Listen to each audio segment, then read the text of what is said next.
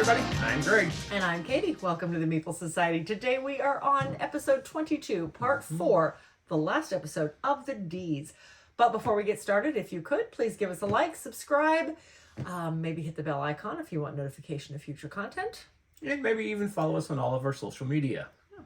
So today we have 18 games, 17 of them are D's, one's a C, so you know what that means. We have to go back to the C's and cover this one. Yep. So this is one we just recently picked up. Of course, that's why we didn't play with the C's, and this is Cloud Age. Yeah. This is one Katie has not mastered yet. No. We played it once so far. We played it twice. We played it two times in a row. Did we really? Yes, because we thought we played it wrong the first time. I'll have to go back and look at the book because I've only got it marked once in my book. Okay. Regardless. Very interesting game. The map is made up. Bandits or whatever came through and destroyed the land, and now we're trying to go back through and replant it. The map is made up of basically these hex grids. It is just one long grid all the way out. And you are basically moving along the land. You have to stop your turn in cities where you have to fight bandits. And if you fight the bandits, you get certain, mostly water, some victory points, things like that. But in the process, you are moving through areas. You can try to replant areas to have lush greenery. There's a lot going on in this. Mm-hmm. I had never heard lots of going this. I had not heard of this till we saw it at Barnes & Noble's during their 50% off sale. But it's Capstone Games, and it's an Alexander Pfister game. Yep, it's an Alexander Pfister game. So we thought we'd give it a shot at 50% off. Why the heck not? Mm-hmm. And I really like it. Mm-hmm. I didn't win it, but I really like it. We did play twice because the second time we played with the greenery pieces. I remember now. You're welcome. I remember now. Okay. Anyhow, so yeah, great game. Very dystopian, feel, post-apocalypse type feel to it. But you are working up, you're not really building tracks, but you are working to increase the efficiency of basically your engines. Your ship that you're on, you can increase so you have a better speed. You can increase so that you have a better fighting ability, or that you have a better planting ability. I really like it. Mm-hmm. I would not be afraid to say of all the Alexander Pfister games I've played so far, and I'd have to look at his games to see how many. I want to say this is my favorite. So I really like this one. But this will stay in our collection. Great game. Okay, so now we can get to the rest of the D's.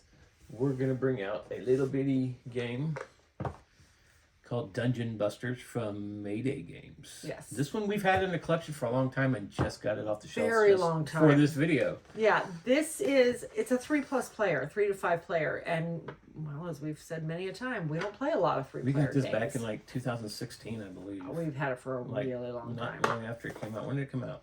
It came out in 2015, so it was right around there. Yeah. We got it at Gen Con on a sale. All right, so this guy, it's kind of cooperative, but not really. It's cooperative enough to get points because you're trying to take out the monster. So everybody has a hand of cards 1 through 7, and each monster that comes up has a specific fight value, essentially. Yep. Like this one has an 8 on it. So all players then say, well, I'm gonna play my 5, or I'm gonna play a 4, and you all play secretly. And then once everybody's decided which card they're playing, and mind you, you can fib. So it kind of has that liar dice kind of mechanism with it. So everybody flips over, and then you get, if you beat the monster, you get points down here based on who played the lowest card toward beating them versus the highest card, etc. Yeah, so playing the low cards gets you better. Yeah. Playing the high cards to help take out the monster doesn't reward you. No, unfortunately it doesn't. However, eventually you have to play your high card because that's all you have left. And but on the flip side, if You don't beat him. Amongst everybody, there's not enough power to beat the monster. Now you're losing then gems. whoever played the lowest value now loses whatever they have the most of. And there's 3 colors of gems, blue, red, and yellow. So if you have a bunch of yellow gems, you've just lost all of those because you got greedy and played your 1. So there's this weird balance to it. Meanwhile, if 3 people play cards and 2 of them played 5s, well, guess what? Or the same number. Those same numbers disappear. So now you're down to just whatever that third person played, whether it beats the monster or not. So interesting in terms of that, in terms of the semi-cooperative nature to it. I think it works. Yeah. It was a lot of fun. We had a good time with it. It being a 3+ player game, though, is a problem. We're probably going to put it over in the other collection. Yes. Because I could see somebody's going to pick this up off the shelf. It's like, what is this? I hope so. Because it has, like I say, it has the chibi artwork. Yes. And kids nowadays kind of, It's I really believe, I don't know, our kids are too old to think of, like the chibi artwork. So, and that's a big thing now. So we're going to take it off our shelf. It's going into the other collection. We actually have an event in, well, by the time this gets published, a week.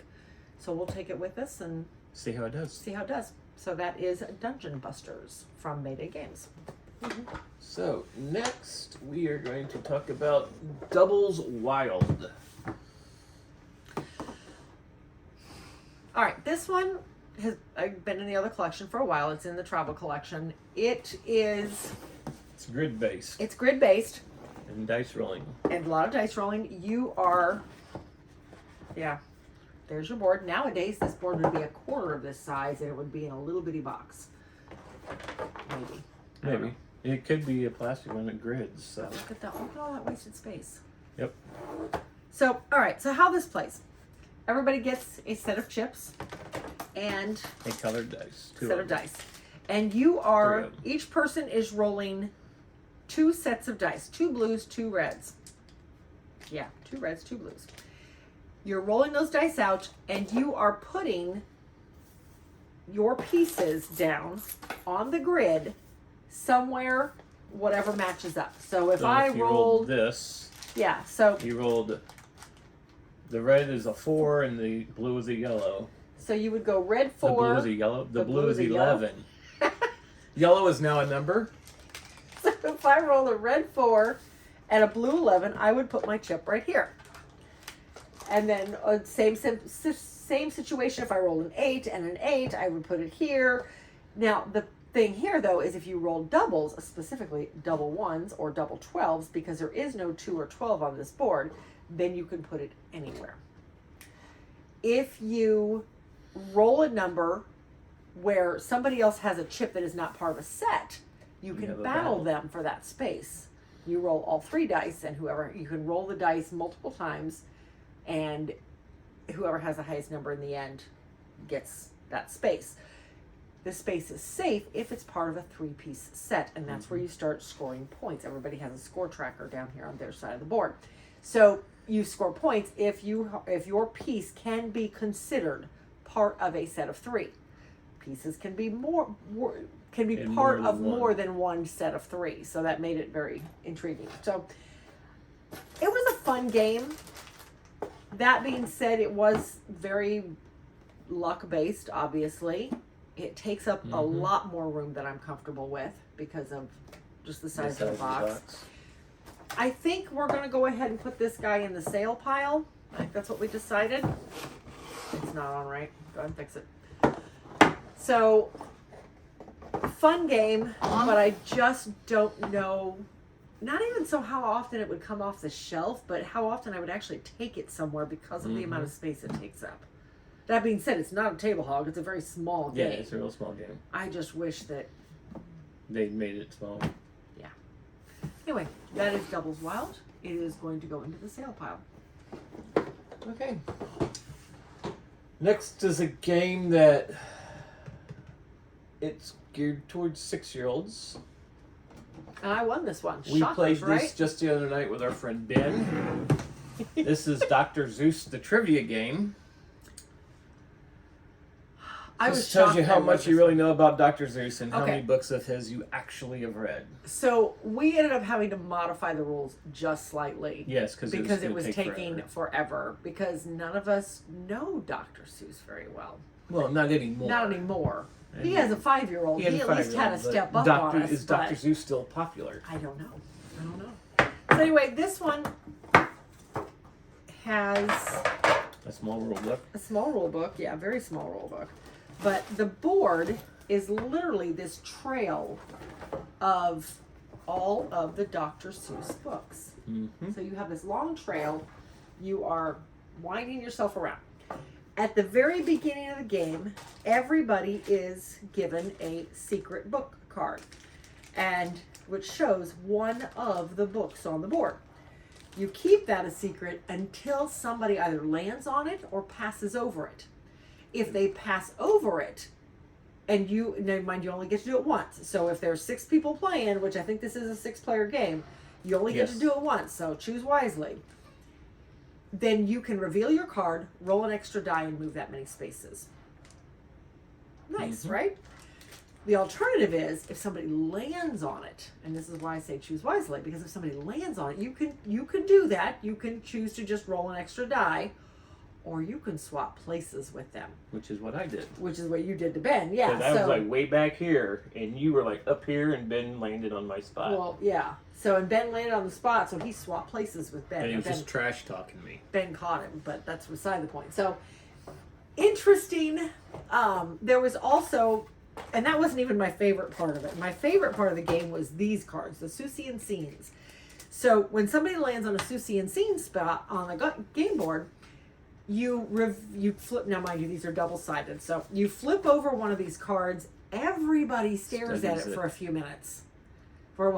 Like 30 seconds. And then you cover it back up. And then everybody gets one of these Seussian scene card questions. Have to reveal your question, and you have to answer your question. Nobody else can answer your question. Now, meanwhile, there's been a die roll to see how many spaces you get to move if you get your question right. So you're looking at this one scene, and then the question says, the question you have after it's been covered up, do any characters in the scene have tails showing? Well, yeah, this one does. That's the one I had with the ears, and I said no. This one doesn't. So, is there more than one human in the scene, or do any characters in this scene have their mouths open? So you have to study the picture well enough to try to second guess what your question's going to be. I just thought it was an interesting twist on a trivia game because it gave that little bit of memory aspect to it. I thought it was neat. So, that was the wrong rubber band. Does not go on that card. It goes on the big cards. So, on top of that, it's just a normal trivia game. You land on any of the book spaces. The player to your left reads you a question. If you answer correctly, you get to move. If you don't answer correctly, you don't move. Pretty typical on that aspect. And all of them are straight up questions right out of the Phrases, Dr. Seuss books. Yeah, phrases, who said what. Yeah. Like, I drew these people up there on them. I drew those people up there on those chairs. I drew this green elephant walking down blank. Down in pairs, down bears, or downstairs.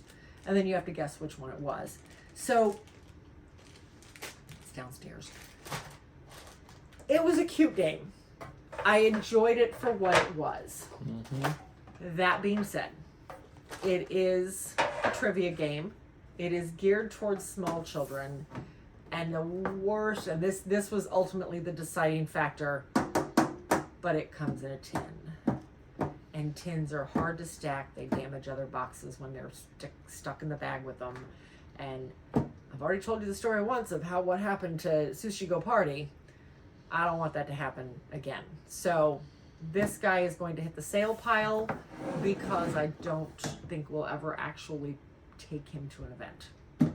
But anyway, that is Dr. Seuss trivia. For a trivia game, I thought it was a lot of fun. But anyway, that is that. Okay, next we have another kids game that is actually, it's rated for what? 6 and up? That's a trivia game too. This is also a trivia game. It's not, you would see the thing Dr. Dreadful's Scabs and Guts game, so you're thinking, oh god, this is going to be something about your No. No, it's nothing This like was- that game. This is basically a science test Yes. in a box. Yeah. It All really about the is. human body. This was actually really cute, I thought. Mm-hmm. So the board is The human body. the human body and your spaces are basically all these different areas, and when you land on one, you read the question off the card for that section. Like, Simple if as you that. landed on the guts there. Yep. The question was true or false, the blood circulates through the body 1,440 times a day. What do you think? 1,040 times a day. 1,440 times a That's an day. odd number. I would say true. It is. Yeah. Interesting. It gets around, doesn't it? Yeah. But then on the card, it tells you how many spaces you move. Like this one that says after you do that, you would move one, so you'd continue on. You continue on to your scabs. So you've got, what are those? Those are, this one? yeah. It's, Scabs. those are the scabs. Scapes and scrabs. These Scapes are and scraps. scraps. Scrapes and scabs. Yeah, something like that. Say that 5 times fast. This is guts and blood and guts. Yep. Blubber or buff buff. is the strong guy. And then you have pick your own pick a category. So you would pick Yeah. what category you want. I thought, oh, and then your And I playing love the little pieces. playing pieces. You got a liver. You got guts. You got lungs. A stomach. A heart. And a brain. So it's not your typical No. player pieces either. So Okay. could you imagine if these were minis? Oh, that'd be That would cool. look really cool. Get them painted up, and We know somebody with a 3D printer. yeah, they're gonna be looking at us like, why do you want pieces like that? That would be awesome. Just have a little mini brain as your piece. That's funny. Anyhow, for what it is, I actually really liked this game. Yeah, it The was actually questions- it was not what I was expecting. No, the questions are not items that are dated to me. I mean, they're pure and simple facts. Mm-hmm. So I thought this was hysterical. We're gonna hold on to it. We're gonna take it to some of the Over in the smaller other- events. Yeah, the this stays travel in the collection. stays in the travel collection. But I think for what it was really good. And I totally put And that look, on we wrong. bought it at Goodwill. Well, yeah. Where else do you think I bought it? So anyway, that is Dr. Dreadful Scabs and Guts game, and it is going to stay in the travel collection. Next, we have one of Katie's favorite games here. Yes, Downfall of Pompeii. We played this also with Ben, and Ben was having way too much fun throwing people into the volcano. volcano Yes, because he kept getting the omen cards. He got like 6 of the I got 7. one. He I had got the rest none. of them. I got none. Explain the game and then explain the So other cards. we picked this guy up A long right time ago. after coming back from Italy in 2014. Never heard of this, but when we went to Italy with a tour group, we got an opportunity to go to Pompeii and tour. We spent a day in Pompeii touring the city, and it was fascinating, absolutely fascinating. So we got back, and I saw this game sitting on the game shelf. I'm like, well, I kind of have to get it now. So we did, and this was put out by Mayfair Games a long time ago, but I absolutely love this game. So the way this plays, you have your board, and you have your little volcano 3D volcano. that sits on the edge of the board. The hardest part of this game is setting up the deck, because it does take a second, and that piece of it I still got to look up every time. But there's your board, and your volcano goes right there. So what happens is that this game is played in 3 phases. You've got your beginning phase that lasts literally 8 rounds. That's it.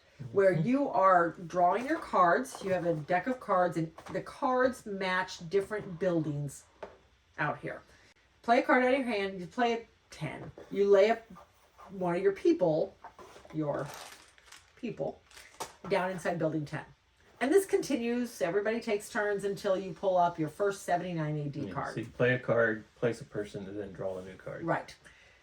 Then the volcano is starting to simmer out there, but it hasn't actually done anything yet. It's just kind of rumbling. So now you've invited all your relatives to the city to see the volcano rumble. Not the wisest decision, but that's okay. So now every time you play out a card, so say I had another 10 and I put another piece in here, well, my other guy's already here. I get to place 2 more pieces out, or I get to place 1 additional piece out someplace else in another brown building or in one of these gray neutral buildings somewhere. So you're advantageous to put into buildings with other people at this point, because the more people, your pieces or somebody else's, that are already in that building, means that that's the more relatives that are coming to visit, and you can put them in other places in the city. Now the omen cards start coming out. The omen cards, are 7 of them in the deck.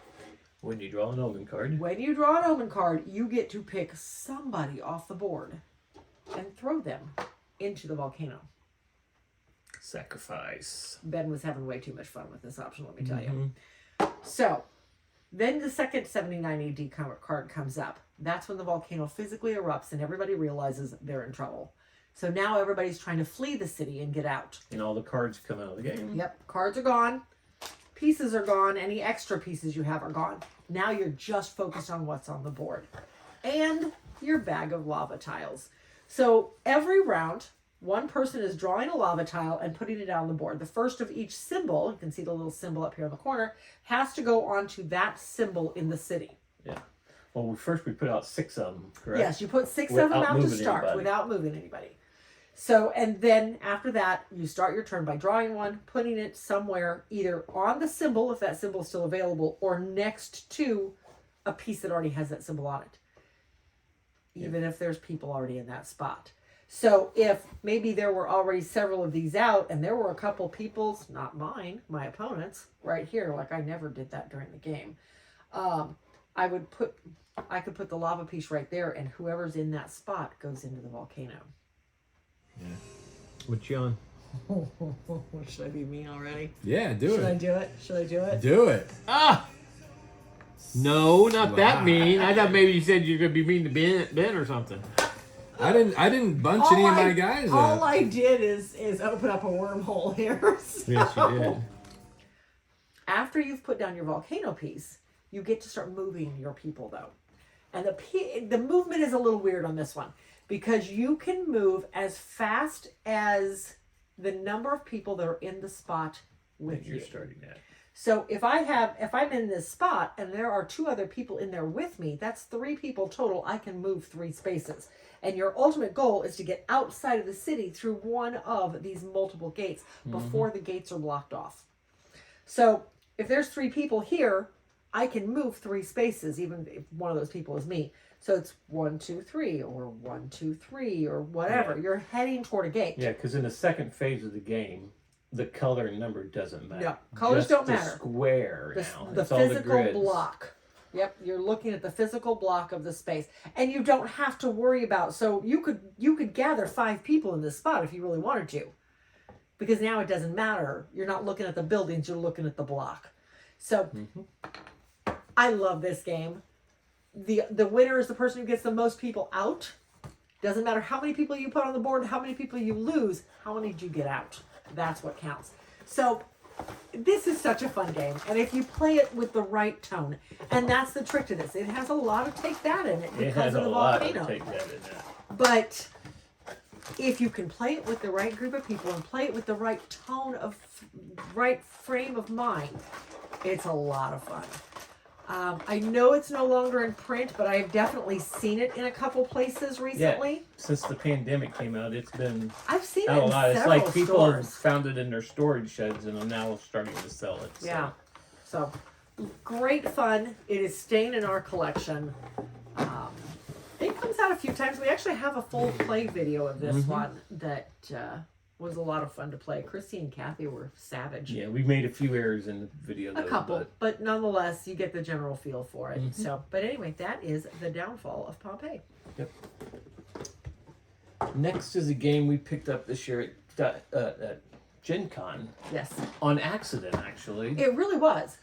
We got there early. We always go early so we can get a decent parking space in the garage If you've ever been Gen Con, you know how crucial that is if Yes. you're not staying at one of the hotels Yes. downtown. So we always get down there by 7 or 8 in the morning, even though the dealer hall doesn't open till 10 because to get into that connected parking lot. So anyhow, we had to kill some time before the dealer hall opened. So we walked over to the stadium. The 6 of us, we had both of our boys with us and their significant others. We walked over to the stadium just wanting to find a table to sit down and play at because we brought a couple small games with us in a backpack. Well, one guy says, "Oh yeah, you can, no problem, but I can teach you one of my games if you want." Yeah, sure. No problem. So he pulled out dueling dice. And we played this for the entire time we were waiting. It was great. Yeah, I think the dealer hall even had the dealer hall open. By the time we finished our last game, it might have. And we went, when we were cruising through, we ended up buying it. It is. So the way this one plays, you've got all your dice. So you've got all your neutral We've kind dice. of pimped it out. These don't come with the game. Yeah, these are my little player things. So you've got all your neutral dice, which are right there. And then it comes with 4 sets of dice, but 8 cards. So you can add your favorite dice to the game. Yeah. So 8 players, but like I said, the game only comes with 4 sets of basic colored dice. And the game actually comes with an insert that does just fine. It's just we took the insert out and did this. Okay, so all of your neutral dice are out here. You start the game with 3 sets of cards. 3 sets of cards? 3 sets of cards. 3 cards. Sorry, 3 cards. Excuse me. You start the game with 3 cards that are of varying things. So like this one says you can get 1 point, but you have to have any 6-sided be on a 1. So any dice 6 that has been rolled a 1. Mm-hmm. Or any 2 dice that have 2 on them. Doesn't matter what dice, but they have to say 2, any color. Then you get some of these other ones saying your colored dice. So it has to be your 20-sider land on a 1. This one is actually a little harder to do. That's why it's worth 5 points. It's worth 5 points. I tend to get a lot of these ones. Any 6 or 10 and any 8 or 12 colored dice rolling below a specific number. And it shows the number on there. So you get 2 of these cards. You can trade out a couple at the beginning of the game. 3 of these cards, sorry. You can trade out a couple if some of them just won't work together and try to get better ones. Doesn't always happen though. Meanwhile, you're rolling the dice 5 times. You're choosing 1 of your colored dice and 1 of the neutral dice off the board. One, either a 4, 6, 8, 10, or 12-sider. So you're having to choose 2 dice. 1 here, 1 neutral. And you're rolling both of those. And then the start player, which rotates, the start player chooses between his colored dice and any of the white dice that have been rolled on the table, not just his own. So if he needs that white a white 12-sider or any colored 12-sider, and somebody rolled a 10 on a 12-sider over there, well, my blue is not going to do me any good, but by gosh, that 10 can. So I take that white 10 and put it over here. And then it goes to the next player. They, again, can choose your white dice, but they can't take your colored dice. Your colored dice is now out of play. Mm-hmm. So you do it and for you do 5 this rounds. You do well, at the end of each roll, you see if you scored anything. Yes. At the end of the 5 rolls, you score whatever cards you can. Mm-hmm. At that point, you draw back up. You can trade 1 in, etc., to try and sit for the next round, and you play till somebody has 15 points. We have had so much fun with this game. And we don't just get it out, play it once. We usually play it 2, 3, 4 times. Yeah, we really do. We've taught it to a lot of people. Because it's a very quick game. I mean, the box says how long? And it says 30 to 45 minutes. You could probably get a game in like 20 minutes. I really like this game. Mm-hmm. It is a great game. I think, for what it is a very simple, nice game. Very easy to teach. As long as they can figure out the dice, that's the hardest part, is figuring out the dice if you're not familiar with all the various sizes of dice. But yeah, great game. It is staying in our collection for sure. Do you like a dice rolling game? This is one of those that even when our kids don't want to play anything else, we pull this out and they sit down to play. So they all really enjoy it too. So anyway, that is, put that in there. That is Dueling Dice. And it doesn't matter which way I put the box light in because the box doesn't match.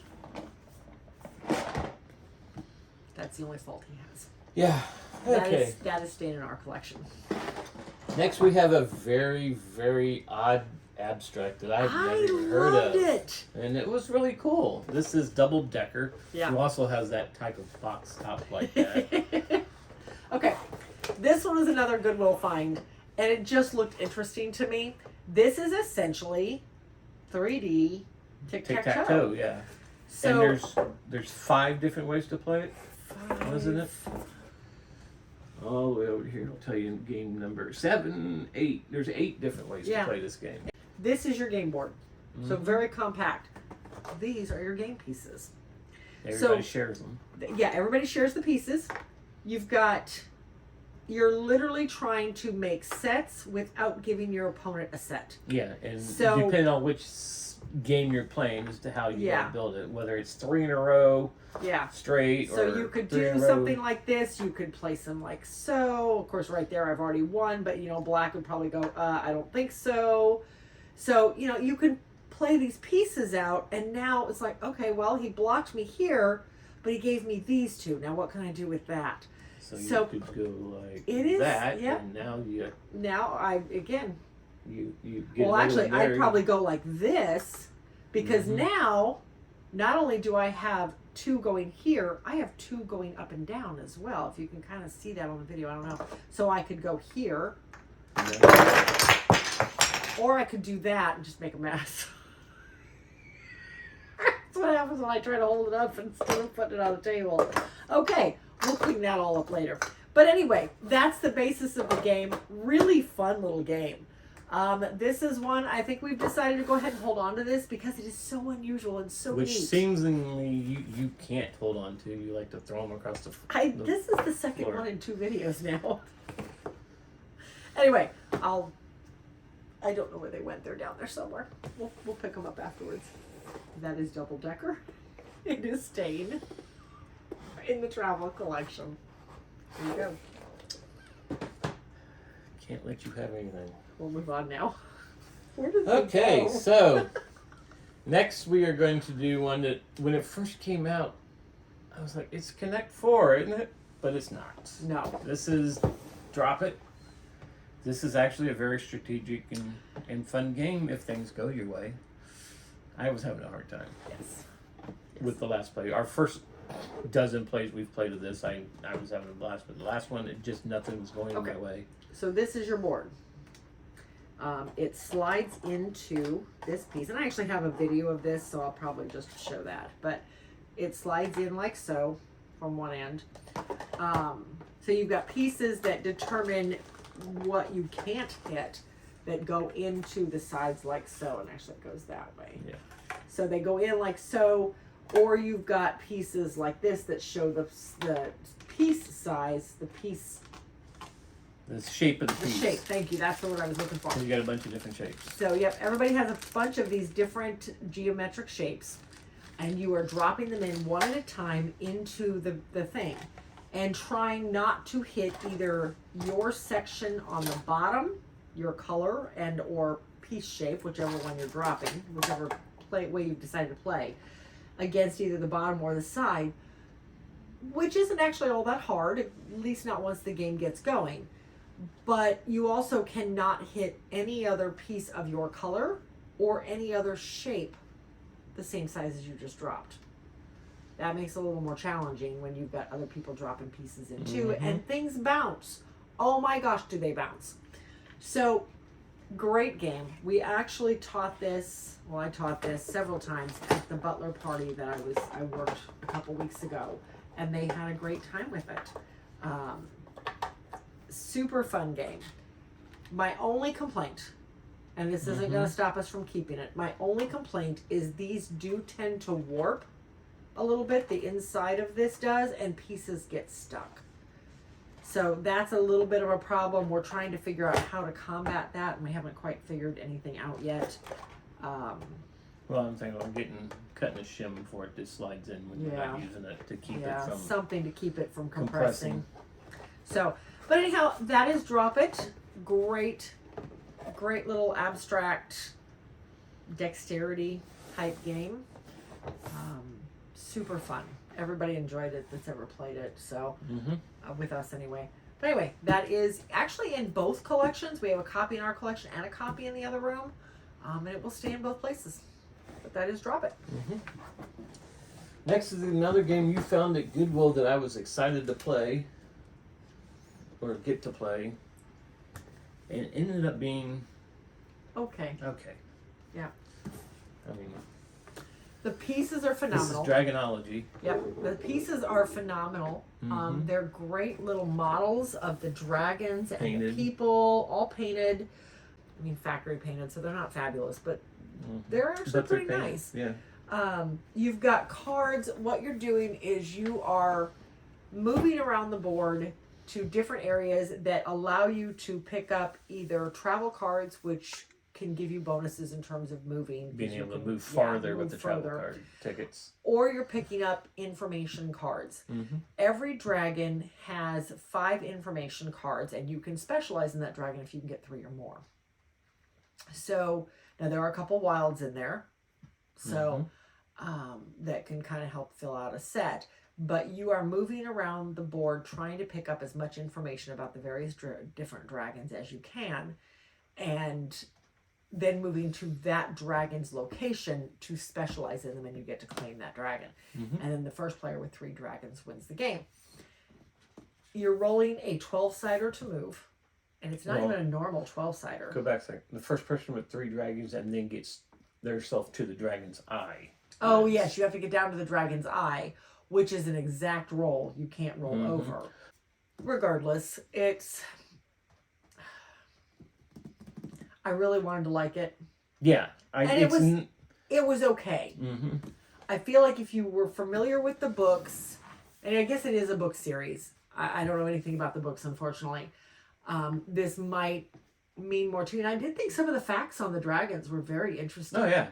I thought they were neat. It's But regardless, knowledge based. I mean, it won the Parents' Choice Approved Award. I don't know. Parents' Choice Foundation. This one's going to hit the sale pile. Yeah, again, it was okay, but it was not what we were expecting, and it is essentially a roll and move. And the Roll pieces move are set kind of collection. delicate, too. So. They are. So this one's going to hit the sale pile, but otherwise an okay game. Next, we have a very simple game called Dream Home, and we have the expansion for it, which is 1, 2, 3, 4, 5 Sunny Drive Sunny or something Drive like or something that. like Yeah. that. I don't remember what it was. Anyway, that is, yes, this is actually a really fun one. This sits in our collection. Very simple. Everybody gets 156 Sunny Street. 156 Sunny Street. Yep, there you go. Everybody gets their player board, which is a house. The game is played with setting out cards. You set out room cards on the bottom, and then either roof tiles or various pieces of furniture or different things on the top, the extra bonus pieces that go into rooms or the roof or contractors. Resource cards. Is Resource what they're called. cards. Okay. So, or the start player token. So you're picking a set. You have to pick them in a set. The room and the resource card, whether it be, again, A roof or some type roof of tool or furniture, or some, tool, yeah. whatever. So you're picking both of them, and you're immediately placing your room into your house. And then your resource, depending on what it is, gets set aside. Your roof tiles go down the bottom. You get Face bonuses face down. You can't look at them again once you put them down. You get bonuses at the end of the game if they're all the same color, if you have enough of them, etc. And then your furniture pieces, which essentially give you these different Decor tokens. Tokens. Yep. Those have to go immediately into a room, or you have to discard them. So you don't want to take them until you're ready. Now here's the trick, though. As you're building your rooms up, you have to build from the ground up. You can't build the second floor until you've built the first floor. You can't build over here until you've built your garage or your basement. Now there are Scaffolding that cards, you can get in the Resources, the resource cards or whatever they that will called. let you brace up part of the house Yeah, until you resource can cards. do something. Or you can turn one of the room Yes. cards over and then it's just an empty room. Yes, you can do that to fill up a space, But you don't but get points you for don't it. get points for it. And the room cards score different ways. Like the garage here, if I only have one garage piece down here at the bottom of my house, and those have to go down here in the basement, then You get 0 points. you get 0 points. But if I can find a second one and have a double garage, then I get 4 points total. Like, here's another basement one. It's just a wine cellar. You get 1 point for it. Or there's a workshop for also a basement card. You get 2 points for that one, though. No wonder I couldn't get any basement cards. They're all together, right? There's another garage. Okay, so the kitchens. If you have a one room kitchen, one space kitchen, it's only a point. But if you have a 2 space kitchen, they have to be together, naturally, then you get 6 points. So it's exponentially better to have a 2 space kitchen. The living rooms are even better. The living rooms, you can have a 1 point living room, a 4 point living room of 2 cards, or a 9 point living room if you can get all 3 together. And there's all sorts of stuff. There's playrooms that give you bonuses if it's next to a bedroom. There are saunas. They give you points if they're next to a bathroom. Things like that. So it's, I don't know. It's just interesting to try to plan this out. Like I said, there's 5 cards out there each round. And you play enough rounds. What is it, 12 rounds? Because there's, you pick up 1 card per round. There's 12 spaces on your house. Plus you get the home functionality, 3 points for having a bathroom on each of the top floors, 3 points for having a bathroom, kitchen, and a bedroom in your house. So Yeah. Farther. extra scoring. It's a very simple, relaxing type of game. It really is. Doesn't always go your way. Sometimes you end up with some pretty odd looking houses. But Yeah, kitchen's on the 2nd floor. it happened to me last time. But I did manage to get both my bathrooms. So, fun game. We both really enjoy it. It is a, like I said, very relaxing, very quick little game. But this will stay in our collection. It is Dream Home.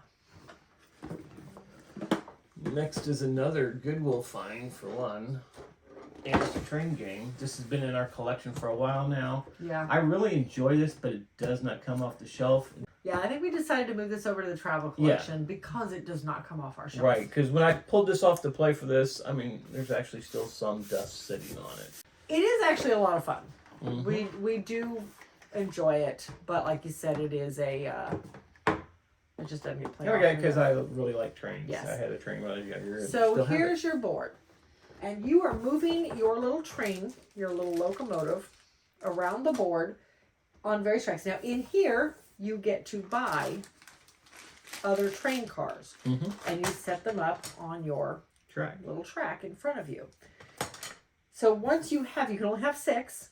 So once you have enough of what you want, you can head out into the outer area, or now you can try to pick up contracts.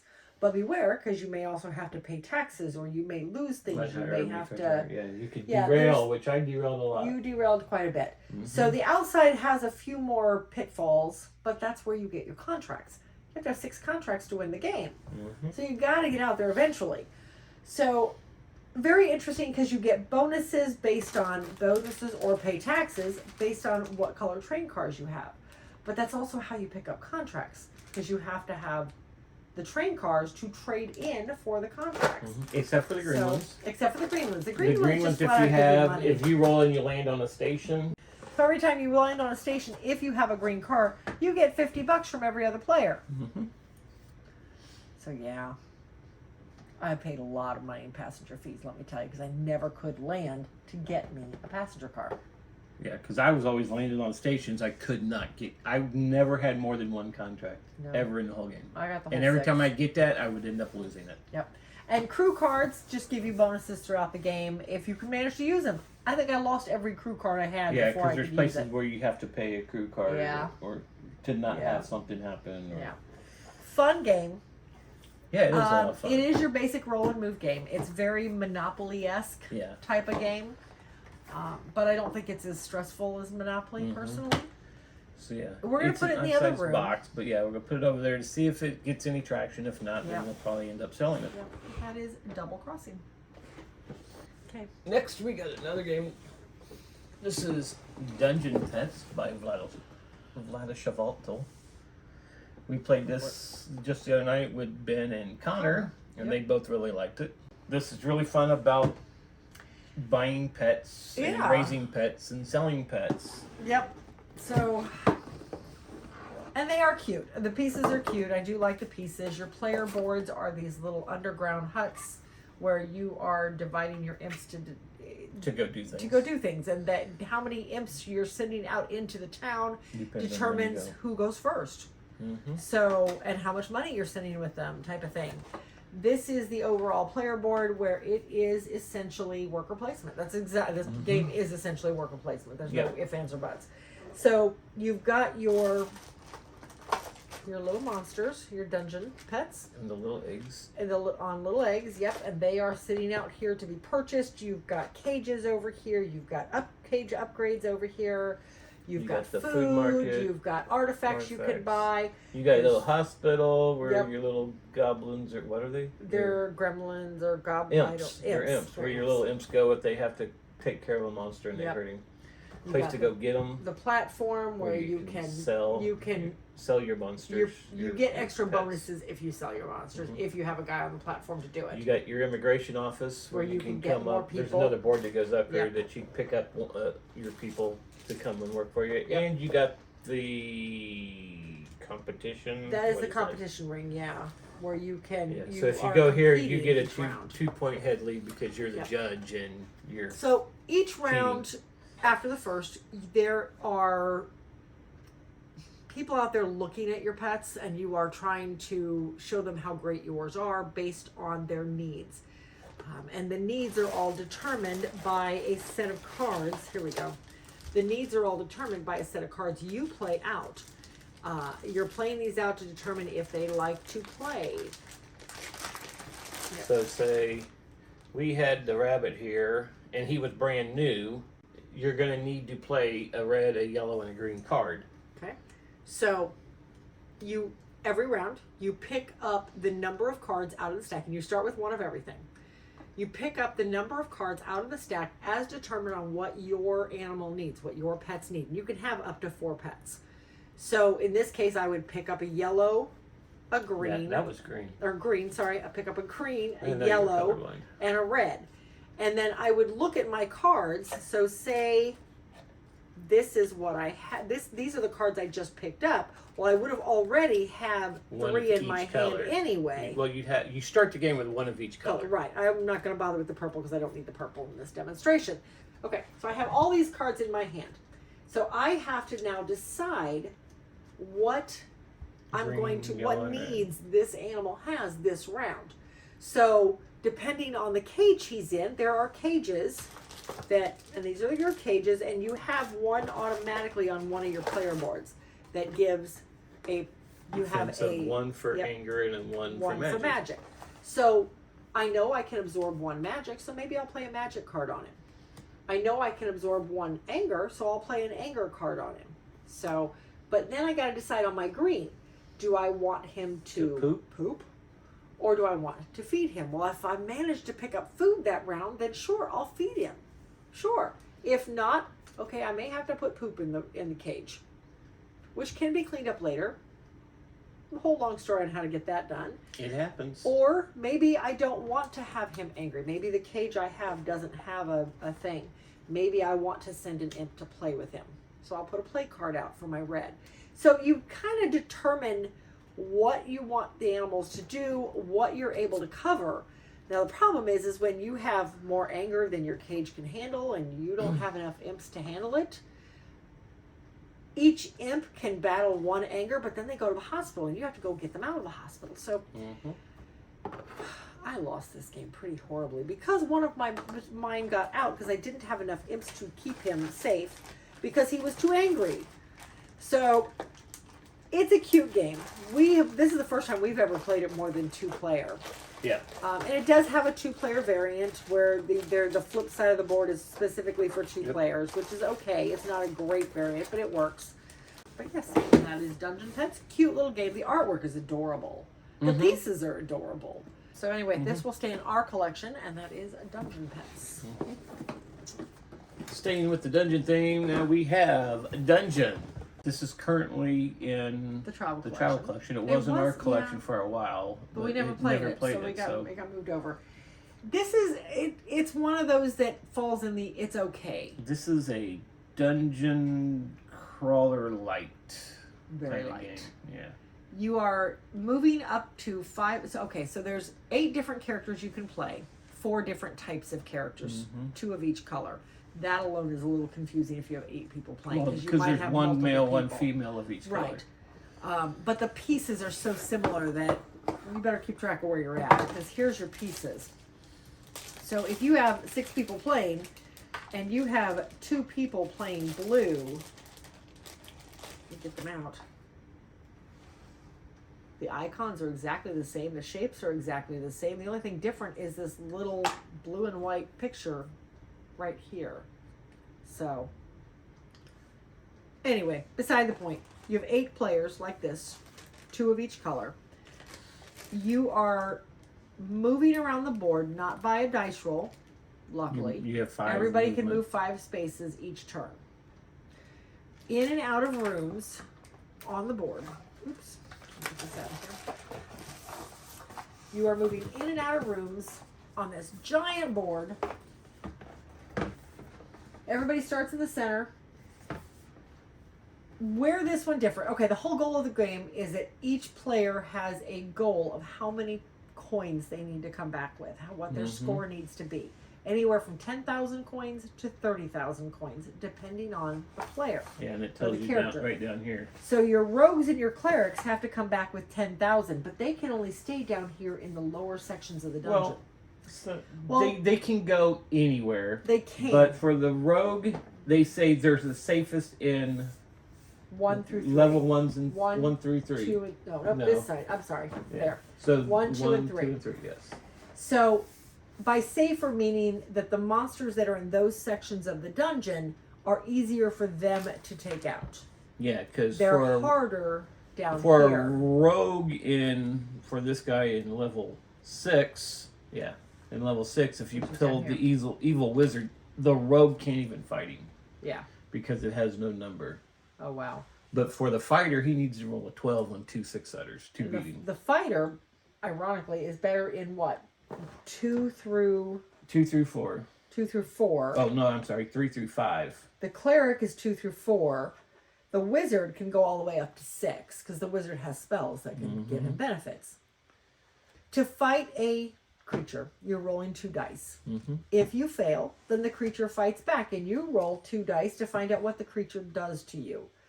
Anywhere from nothing to killing you. Yep, which I died. You did die once. You still won the game. I still came back at once. So, I mean, it's okay. It's very fiddly, because as you are moving around the board, you are putting out these little bitty chips. Tombstone chips. If you kill the monster, you put out this tombstone chip. That means that there's nothing else in that room. If you don't, you put a room token out. You're putting a room token out where you did it, and you're putting the monster down with whatever number you just placed on there. You're putting the monster in that section, along with any treasure he just stole from you. So, and then somebody else can go back and fight it, or you can go back and fight it, whichever. A lot of little bitty chips on the board. Every time you rolled, chips went flying. It was okay. You enjoyed it. We're going to go ahead and leave it in the travel collection. Take it to an event, see what happens, see if it comes off, take it to a couple of events, and we'll make a decision then. Because, I mean, Dungeons and Dragons label might pull it out, yes. Have some people pull it off. And it's not hard to learn. It's a very easy game to learn. Very easy to teach. Yeah. So, we'll see what happens. But that is Dungeon, a fantasy board game from Dungeons and Dragons. And it will stay in the travel collection for now. So next we actually have 3 different Doctor games here. And they're all by the same maker, Blue Orange Games. So we're going to start off with Dr. Microbe. Well, this is the last of the series. And they all play pretty much exactly the same. So this guy, everybody has these little petri dishes. And you are, and a set of tweezers. And a central board. And the central petri dish is full of these little rubber microbe pieces. So you're putting this in the center of the table along with a stack of these cards. And one by one, you're flipping over a card, and everybody has to make their petri dish look like this. There are exactly 4 of each of these microbes in each of these dishes, or in the dish, I should say. So if this is my card, I have to now, with my tweezers, pull each of these out, and I have to make it look like it. So this has to go in that spot, and this one goes in that spot, and the little green worm-like one goes in that spot. If I can beat everybody else, then I get that card. And then you move on to the next card. Well, now I just have to have a red one there, but I have to get all of these out. So I have to take all of these out first and grab a red one, put it there, and take that one out, and take that one out, and oop, I got it. Hopefully. Before anybody else. Now I take that card. And then you play to a certain number of cards, and then that's person's the winner. That's how this one plays. Oop. Oh, and then you have a super bug variant that actually needs to go back in there. Yep. So that is Dr. Microbe. The next one we have is Dr. Dr. Beaker. This one I was having, well, no, this is not the one I was having trouble with. This one I actually won. This was the second one in the set. Dr. Beaker, same exact concept, except you have this, everybody's is self-contained here, sort of. So you start with all your pieces set into your beaker, like so. And again, there is, that's the rules, there is a stack of these cards sitting there. And then one by one, you're revealing a card and you're trying to get your pieces to match the design on the card. So if this is the card, and mind you, you can only move them in and out of this. You're not supposed to be able to hop them up over the area. But you turn this to get them into place. So what's the card look like? Oh boy. Okay, well those two are already there. Yay. Those two purples are already there. That's perfect. And you got the orange there. Next to it. That orange just has to go up there and that green has to go down. I need to get this orange, so I'm going to move, nope, move that there, get him out of there, put him here, and then come over here and kick that green out, and now I've matched it. So, and then again, first player to do this wins. The card. And then you start, the next card, you have to start with your pieces in this position, wherever you ended up, whether you were first or not. Same concept in all of them. So that is Dr. Beaker. Now, Dr. Eureka, which is the original of the series, and this is the one that we first played with a bunch of friends. It was hysterical when we played it. This one, I was having trouble with this time. yes. Everybody gets 3 beakers with 2 each of these colored molecules in them. So everybody starts with 3 beakers with the molecules. And again, same concept, stack of cards on the table, you reveal one, and you need to get these into this semblance. So here, hold the card again. So I need 1 empty, 1 with just a green and an orange, and 1, oh well good, look, there's my 2 purples. Throw a green in there without throwing both in there, and then throw an orange in. Oh, okay, come back. But you Come can't back. touch the balls. Can't touch the balls at all. If one falls out, you're done. And then the green on the bottom. So I would do this. Kept happening to me. So there we go. There's my set, right? So I would take the card if I'm the first one to do it. So, and again, first player to 3 or 4 or 5, whatever the card limit is you've set, wins the game. So this is the most challenging of all of them because these balls have a mind of their own, let me tell you. So and they don't like to cooperate. No, they do not. So this is one, okay, so again, all 3 have the exact same premise. We never really talked about what to do. If we want to keep all 3 of them, they're blue-orange games. Blue-orange games, I love blue-orange because they are, the pieces are fabulous. I think for now, we're going to hold on to all 3. These are great kids games. This, we've actually introduced this to teenagers and they had a riot with it. We had a riot with it as adults. The other 2 are a little more kid-friendly. Pieces aren't rolling across the room. So this one, pieces are rolling across the room. But, so yeah, I think we'll probably keep all 3 of these. They are in the travel collection. They're great little, I mean, they could be great little party games, honestly. But they're definitely games. dexterity based. Yes, absolutely. So that is Dr. Eureka, Dr. Beaker, and Dr. Microbe, and they will stay in the travel collection. And lastly, the last D on our list here is Dragon Castle. Now, we just filmed the video for this one. Yes. It's not out yet, though, not but yet. it's coming soon. Yep, should be out As of hopefully in this a week or so. recording. All right, so this one is very much like Mahjong. Yes. It has a very strong Mahjong feel to it. I'm opening boxes now for you. I know, it's great. I got you trained. So it comes with, and they're underneath the sleeve, so I'm not going to dig them out. It comes with cardboard pieces, cardboard sheets. When we bought this, it came with all of these nice neoprene mats. So we've always used these. These are up on top, and all the cardboard ones it came with are underneath. So you have your base board, and the mat that came with it actually has a layout. There's tons of layouts in here, but you are laying out all of your pieces on the board as, if I can find them, kind of as such, different setups, For different amount of players. different number of players, different complexity, that type of thing.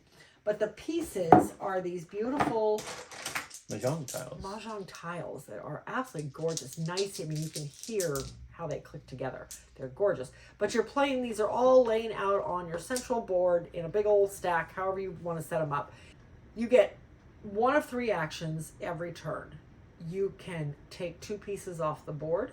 You can take one piece off the board and one of these Temple tiles. Temple roofs. Yeah, they're a shrine. You take a shrine roof. Or you can take one piece off the board, flip it over, and set it out of play and take a victory point, because you've got all these victory points. But when you're taking the tiles, the first tile you take has to be off the top row. You always, when you take your tile, agreed, you have to take your first tile off the top row. If you take a second tile, it can be from anywhere as long as it's open. Standard Mahjong rules. It has to be open on the long side has to be open. It cannot be open just on a short side. So you're taking your sets. And of course, just like Mahjong, you have to take a full set. So maybe these 2 pieces were out and I chose those 2. Now I'm putting them down on my player board in some fashion. I could put them anywhere I want, but the goal of the game is to get sets of colors. Whether once you get a full set of 4 that are touching in any fashion other than diagonal, they don't consider touching to be diagonal. But if they are touching in any other fashion, then you have to flip them over. You consolidate them. Depending on the color will depend on what you can do with them. So you flip over. So say I had 4 of them. I flip them over. I get 2 victory points. And there's a handy card that tells you all this. I get 2 victory points. And I can place, because it's blue, I can now place up to 2 shrine roofs on there if I wish to. You start the game with 1. You get more throughout the game by claiming just a single tile on the shrine roof. But the color depends on how many roofs go on and how many points, well, the number of tiles condensed at a time. So if I manage to actually get 8 blues condensed together, and mind you, as soon as you hit 4, you have to condense them. So you have to be very strategic in getting multiple sets of 3 and then whoop, pop in that one that makes them 9 or 10 or whatever. That would be 7. Multiple You said sets multiple of 3. Okay. Well, 2 sets is multiple. Okay, well, whatever. To get more than 4, you have to be very strategic in how you place out your sets of 2 and 3 to get that extra 1 to make a larger set. So anyway, so you do that, you get your points for it. Then you, depending on the color, will depend on how many shrine roofs you can put on there.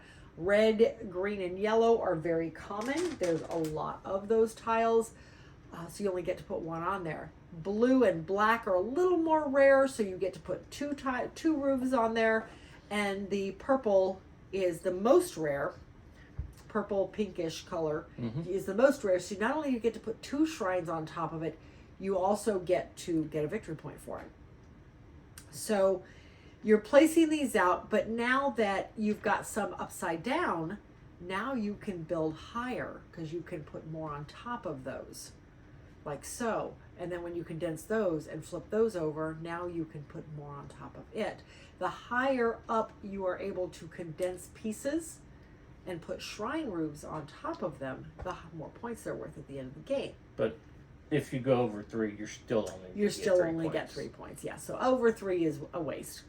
But that's basically how you get all your points at the end of the game. The game ends when all that is left is first floor, and somebody starts collecting these extra bonus points at the bottom. So there are dragon tiles down here at the bottom worth points, and there's, depending on the number of players, depends on how many are out here. But as soon as this last one is revealed here, then that triggers the end of the game. You finish the round, the game's over. So, like I said, we've done a full playthrough of it, so please check that out for a much, much better description of the rules. And there's mod cards to change the game up for extra there's powers. dragon cards, and I don't remember what they call the other one, but there's different cards that will give special rules to it, give some variability. But that is Dragon Castle. Again, lovely game. I really enjoy this one. It's, again, very serene and very, very strategic still. But at the same time, it's very relaxing and very, there's no stress involved. Till he takes the piece I want. There is some stress. Till he takes the piece I want. Oop, rules. So, that is Dragon Castle. It is in our collection. It will stay in our collection. And stay tuned for the video. And stay tuned for the video. That's it. Yep, that's the D's. That is We are all heading of the into Ds. the This E's. box kind of warbly now with those things in it. Because they weren't originally. Yeah, they weren't originally in the box. Yeah, so that's all the D's. Yep. We're heading to the E's. Yeah. So until then, we'll see you tonight.